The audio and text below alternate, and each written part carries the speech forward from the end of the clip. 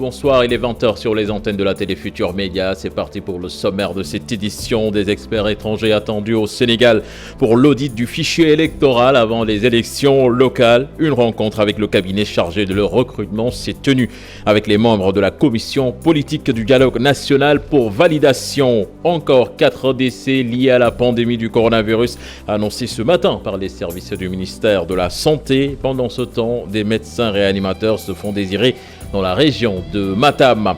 La levée du corps du professeur Abdoulaye Bara Diop, des amis et sympathisants ont rendu hommage à l'ancien directeur de l'IFAN, décédé hier. Et puis verdict rendu dans l'affaire des gadgets alcoolisés. Les prévenus ont été condamnés à 6 mois de prison avec sursis et une amende d'1 million pour Ali Khalil. Voilà le sommaire de ce 20h, tout de suite de développement.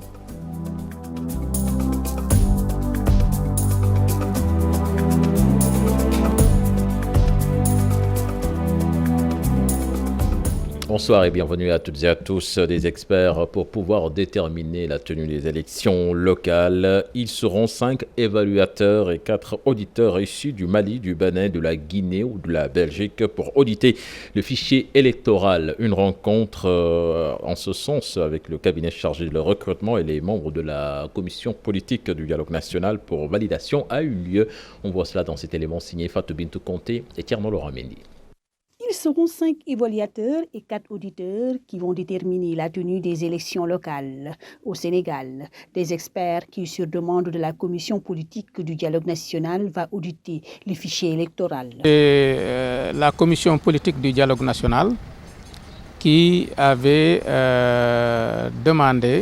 qui a trouvé un consensus pour l'audit du fichier et l'évaluation du processus électoral. Et pour ces 2 activités, la commission politique avait retenu qu'elle devrait être menée par des experts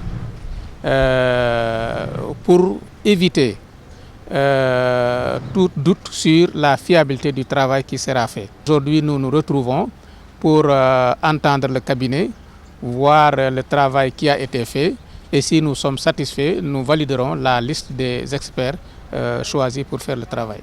Issus du Mali, du Bénin, de la Guinée-Conakry ou de la Belgique, leur profil est jusque-là défini par les membres de la commission à travers un terme de référence. C'est nous qui avons défini les profils. Nous avons défini des profils très pointus pour que nous soyons sûrs que le travail qui sera fait nous permettra d'avoir un processus électoral fiable et un fichier non incontestable. C'est donc des profils très pointus qui répondent aux standards internationaux, c'est-à-dire ce qui se fait dans n'importe quel pays avancé au plan démocratique. Et c'est la raison pour laquelle, lorsque ce travail-là sera fait, nous sommes sûrs de pouvoir mettre à la disposition du peuple sénégalais un code électoral consensuel, peut-être beaucoup plus performant que celui de 92. Ce qui amène à dire que 2021, les élections locales peuvent se tenir car le fichier objet de contestation sera fiable. Nous pensons que ces élections peuvent se tenir en 2021. Mais il faut préciser qu'au niveau de la commission politique, toute entité confondue, nous voulons être conséquents et cohérents avec nous-mêmes. Nous avons dit que dès l'instant que le fichier électoral est contesté, le processus électoral est contesté, ces 2 choses ne peuvent pas, selon beaucoup d'acteurs politiques, ne peuvent pas permettre des élections transparentes. Il ne sert à rien d'aller à des élections où des gens seront élus et personne ne sera d'accord avec les résultats obtenus. Une réunion d'ailleurs du cabinet chargé de recruter ces experts s'est tenue ce mardi en présence des membres de l'opposition pour validation. Suppression annoncée des statuts de certaines villes. La question divise les élus de Rufisque. Certains proposent le renforcement de la ville avec la suppression des communes. Un avis rejeté par certains maires des communes qui parlent de recul de la décentralisation. Explication dans cet élément signé au CNUCAM d'Ahmadou Bamba Samba. La suppression annoncée des statuts des villes préoccupe les élus de la ville de Rufisque. Pour cet spécialiste en décentralisation ayant contribué à l'élaboration de l'acte 3 de la décentralisation, il faut simplement supprimer les communes et renforcer la ville. Moi, ma position sur cette question, elle est très claire. Je ne suis pas pour la suppression de la ville. Et s'il y a quelque chose à supprimer, C'est bien les 3 communes qui ont été créées de manière artificielle à travers une réforme de 1996, que 2013 a conféré des pouvoirs exorbitants de statut de droit commun. Et il faut revenir sur tout ça. Un avis entièrement partagé par cet autre élu. Refuser d'être divisé, tribalisé et identifié comme de simples points cardinaux, Est, Nord et Ouest. Battez-vous pour préserver ce cordon ombilical qui vous unit à vos ancêtres, à vos mythes et légendes, à votre histoire si riche, à votre génie tutélaire, Mamkoumba Lambo. Pour le maire de Rufisque-Ouest, cet avis constitue un recul du processus de la décentralisation au Sénégal. Je ne suis pas pour la suppression de la ville et je ne parle pas aussi comme si je devais être maire après la réforme, mais je dis que l'état actuel de la décentralisation au Sénégal ne permet même pas de penser à une suppression des communes. Ça, je l'appelle une hérésie. Discuter sur la suppression ou le maintien de la ville ne doit pas amener ces concepteurs de l'acte 3 à dire qu'il faut supprimer la commune. La démocratie, dans son essence, c'est le rapprochement des populations au pouvoir, le pouvoir local. Si maintenant, après 25 ans, on se dit que maintenant on va éloigner des populations du pouvoir local, là je pense que c'est même pas quelque chose qu'on doit imaginer. Notons que depuis l'annonce de cette réforme, la question est sur toutes les lèvres à Rufisque et chacun y va avec son avis personnel. Direction Yaraï, à présent une commune du département de Rufisque confrontée à un problème de sécurité. Les cas d'agression se multiplient et le mouvement Taxawu Sagor déplore l'inaction de la mairie et exige la lumière sur les 11 millions alloués à l'éclairage public. Écoutons ce propos Moussa Niang, le président du mouvement Taxawu Sagor, interrogé par Ousseynou Thiam et Ahmadou Bamba Samba. Ici, l'insécurité est notoire dans notre commune parce qu'il ne se passe pas un seul jour sans que des cas d'agression ne se signalent. Il y a aussi même des cambriolages au niveau des services, des boutiques, etc. qui se font signaler au jour le jour. Pourquoi? Parce qu'il y a un déficit criard d'éclairage public. Aujourd'hui, notre institution, la police, doit être aidée par l'installation d'un réseau électrique suffisant qui va couvrir toute l'étendue de la commune. Si aujourd'hui les citoyens font tout pour pouvoir éclairer la commune, cela veut dire que le maire lui-même n'assume pas sa responsabilité parce que l'éclairage public fait partie des domaines de compétences de la commune. Nous réclamons des comptes, nous réclamons aussi des audits au niveau de la Cour des comptes, au niveau aussi de l'OFNAC, pour qu'on puisse nous éclairer la lanterne des citoyens, pour qu'on puisse nous dire comment ces montants aussi faramineux sont utilisés par le maire et qu'en réalité, l'éclairage public ne se fait pas sentir au niveau de la commune. Le chef de l'État a renégocié le contrat d'exploitation de l'autoroute à péage. Selon mon confrère du quotidien LAS, Macky Sall a demandé à l'entreprise française de mettre en application ses propositions dans un délai de 15 jours après l'audience qu'il a accordée le 29 décembre dernier au PDG d'Eiffage, Benoît Rofey. Ainsi, au lieu de la modique somme de 10 000 francs CFA par an, comme révélé par le collectif des citoyens usagers du péage, Eiffage va désormais débourser 800 millions de francs CFA par an pour l'allocation du foncier. Explication dans cet élément signé Ibrahim Khan. C'est un vrai déséquilibre que le chef de l'État entend réajuster.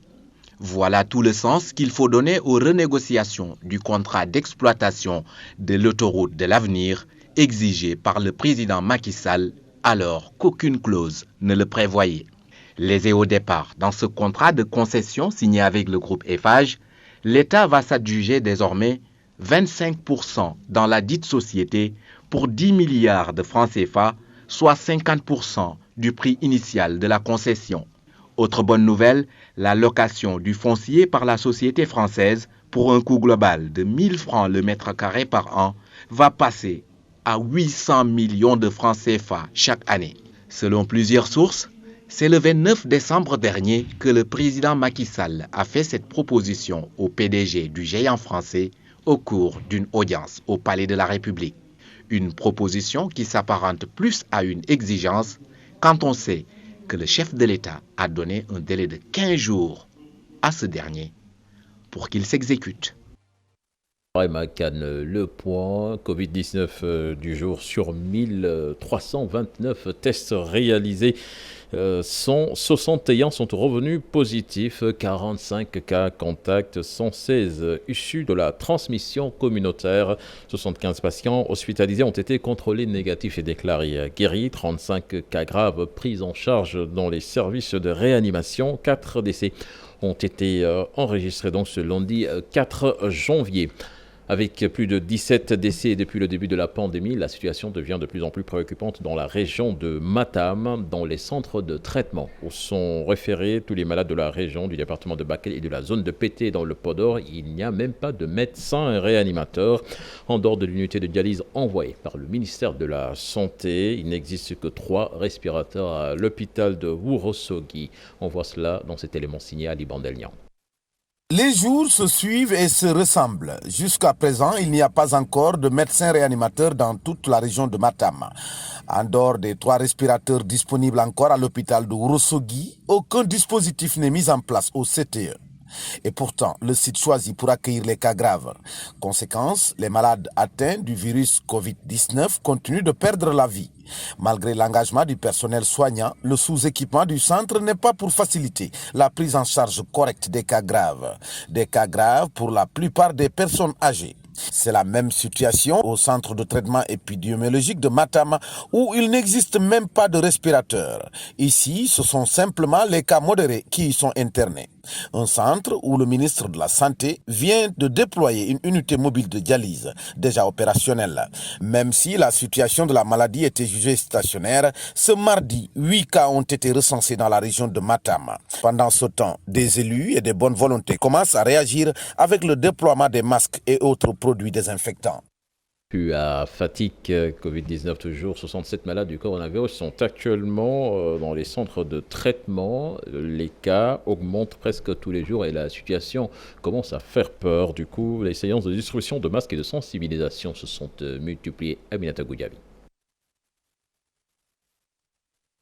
La situation devient inquiétante. Tous les jours, des cas communautaires de Covid-19 sont enregistrés dans la région de Fatick. 67 malades sont d'ailleurs suivis par le centre de traitement des épidémies de l'hôpital régional, dont 59 prises en charge à domicile. Et selon les autorités, l'unique manière de lutter contre le Covid-19 est de respecter les gestes barrières. Consciente de cela, la boule amicale fatickoise a procédé à la distribution de masques aux usagers du marché central de Fatick. La pertinente initiative de la boule amicale fatickoise de soutenir aux côtés du comité de suivi de la lutte contre la Covid au niveau de Fatick, par cet important don de masques, on lance un appel solennel à l'ensemble des autorités à être beaucoup plus solidaires pour barrer la route à la Covid-19. Et c'est l'ancien ministre Ali Koto Ndiaye qui a appuyé l'amicale dans cette action. Il demande à son tour aux populations de Fatick de rester vigilantes. La maladie, mais la réalité qui s'impose à nous est que Fatick est impactée à l'heure où nous parlons. C'est une raison suffisante pour que les populations soient beaucoup plus prudentes, pour qu'ils prennent les dispositions édictées par les autorités sanitaires et républicaines pour se prémunir. À Djareh également, une journée de sensibilisation sur le coronavirus a été initiée par la Croix-Rouge locale. Dans cette commune également, beaucoup de personnes ont relâché les gestes barrières. On est en train de se ralentir surtout sur ça, parce que tout ce qu'on faisait, on est en train d'arrêter petit à petit. Et là, je dirais que c'est pas le moment. C'est pas le moment vraiment de baisser les bras, parce que la guerre vient de commencer. On voit la multiplication des cas de jour en jour. Et depuis l'apparition de la pandémie au Sénégal, 422 personnes ont été infectées dans la région de Fatick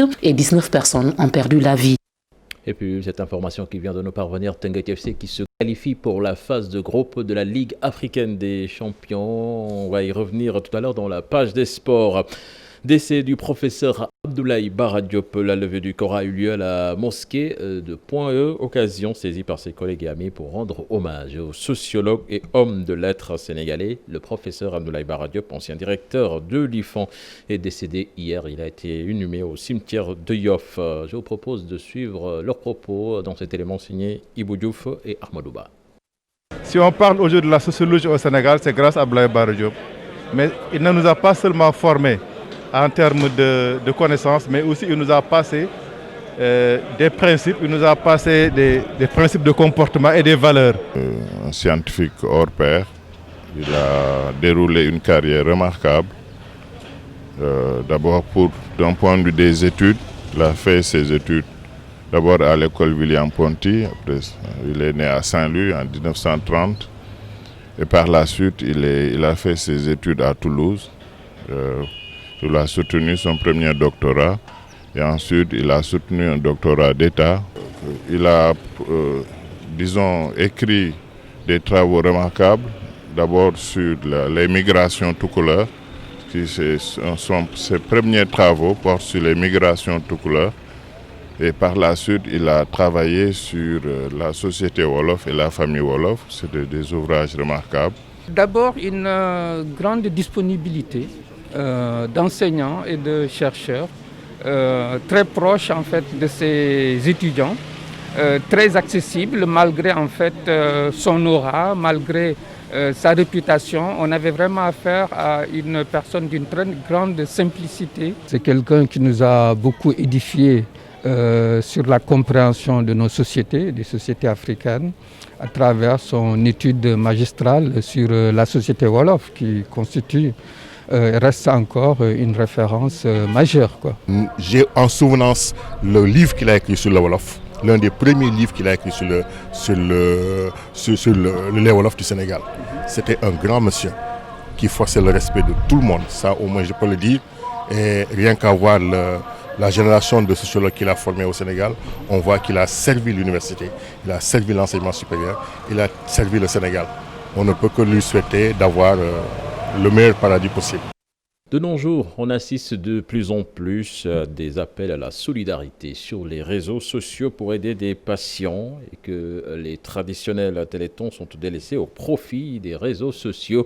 Pour le sociologue Souleymane Lo, on assiste à la transformation de la société traditionnelle en une société virtuelle. C'est un sujet signé Mohamed Samb et Mohamed Dian. Ces images sont devenues virales sur la toile. Des appels au soutien pour une prise en charge médicale, un étudiant en médecine et un bachelier, tous les deux gravement malades mais qui n'ont pas les moyens pour se soigner, un élan de solidarité sur les réseaux sociaux qui nécessite une analyse sociologique. D'habitude, c'est à travers donc, les télés, à travers donc, les téléthons qu'on organisait ces formes de solidarité pour venir au secours d'un patient, en tout cas de nécessité dans la société.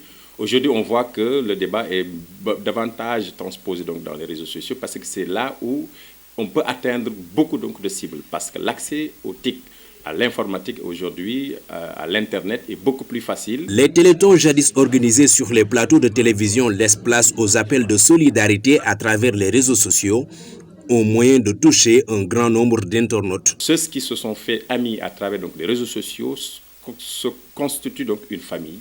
Et à travers donc, cette famille, évidemment, comme il est de coutume dans la société traditionnelle, il faut que ceux qui vivent ensemble puissent s'entraider dans leurs souffrances, tout comme également donc, dans d'autres cadres pour s'entraider, se prêter donc main forte, pour constituer donc une force donc unie. Pour les spécialistes en sociologie, le patient ne court aucun risque en s'exposant sur les réseaux sociaux ou de divulguer sa maladie. Le patient peut ne pas tellement ressentir en tout cas un certain gêne par rapport à cela, comme ça semble être le cas, mais au contraire, il se soulage d'avoir été secouru, d'avoir été vraiment objet de sensibilité par rapport donc aux autres. Les collectes de fonds souvent organisées sur les réseaux sociaux marquent la continuité des liens sociaux de proximité qui lient les individus vivant dans la société, une marque de sympathie et de compassion bien connue d'un Sénégal solidaire. Et puis le procès des 4 suspects interpellés dans l'affaire des gadgets alcoolisés destinés aux enfants a livré son verdict. Les prévenus, en l'occurrence Ali Khalil Tierno, Adama Diallo, ont été condamnés à 6 mois de prison avec sursis. Ali Khalil, lui, est contraint de verser une amende d'1 million de francs CFA aux familles des enfants ayant consommé ce produit. Le ministère de l'Environnement et du Développement durable informe que des personnes mal intentionnées se font passer pour des agents de la direction de l'environnement et des établissements classés et procèdent à des opérations de saisie de produits plastiques dans des lieux de vente. Le ministère invite à plus de vigilance et souligne que leurs agents sont munis de cartes professionnelles. Nous allons à Diogo, dans la commune de Darou Khoudoss, une zone de maraîchage par excellence. Malgré le secteur florissant, la localité souffre de l'état défectueux de ses pistes et les populations sollicitent le soutien des autorités pour le bitumage de l'axe Mboro-Diogo qui est dégradé et qui freine le développement de leurs activités. Cher Anta Diop, c'est la terre. L'axe Mboro-Diogo, 5 ans après réalisation, cette route est dégradée et les populations sont très remontées et demandent l'audit des travaux. Les populations dénoncent et digèrent mal le sabotage et la détérioration rapide 5 ans après livraison des tronçons routiers Mboro-Diogo et Diogo-Lompoul, pendant que l'axe routier Mboro-Bayakh, exécuté dans le même programme, ne souffre aujourd'hui d'aucune anomalie. Nous interpellons l'État du Sénégal pour un audit des travaux exécutés par Sogec. L'émergence de la zone de Diogo ne pourrait se réaliser qu'avec des infrastructures routières de très bonne qualité. Nous avons jugé nécessaire de saisir l'État du Sénégal à travers son ministre des Infrastructures, M. Mansour Faye, pour lui faire part de l'impérieuse nécessité de réhabiliter l'axe Diogo-Mboro, vu l'intérêt qu'il suscite sur le plan économique. Sur leur plateforme revendicative figure aussi l'épineuse question de l'eau et de l'électricité. Certaines des populations de la zone de Diogo et du littoral sont toujours privées d'électricité. Nous voulons lancer un appel solennel pour l'électrification des villages de Darou Diouf, des villages de Sanki, Andal, Darou Gueye, Darou Ndiaye, Darou Salam Thioun, Nguy Yawat ou Darou Bey, Darou Salam Wad, Ndiallo, Ndié Kaw, Ndié Souf, Thiar et tous les villages de Mbetet 1 et Mbetet 2, y compris Diogo-sur-Mer, et leur ravitaillement en eau potable. Les habitants des villages de Diogo espèrent que l'État va tout mettre en œuvre pour qu'ils sentent leur appartenance à la commune de Darou Khoudoss à travers la réalisation de toutes les infrastructures. L'actualité internationale à présent, les frappes de l'armée française contre les dizaines de djihadistes dans le centre du Mali, la Chine qui ouvre l'année par une visite diplomatique et économique sur le continent africain et l'apparition de la grippe aviaire dans les élevages français, entre autres. C'est un récit signé Daniel Diofa. L'armée française a annoncé ce mardi avoir frappé il y a 2 jours des dizaines de djihadistes dans le centre du Mali. Des villageois interrogés par l'AFP ont parlé de tirs venus d'un hélicoptère non identifié selon eux lors d'un mariage. Ils ont même évoqué jusqu'à une vingtaine de morts. L'état-major français qui a réfuté ces propos précise qu'il s'agit plutôt d'une patrouille d'avions de chasse qui a neutralisé des dizaines de djihadistes repérés après une opération de renseignement de plusieurs jours. L'armée française rejette les informations relatives à un mariage.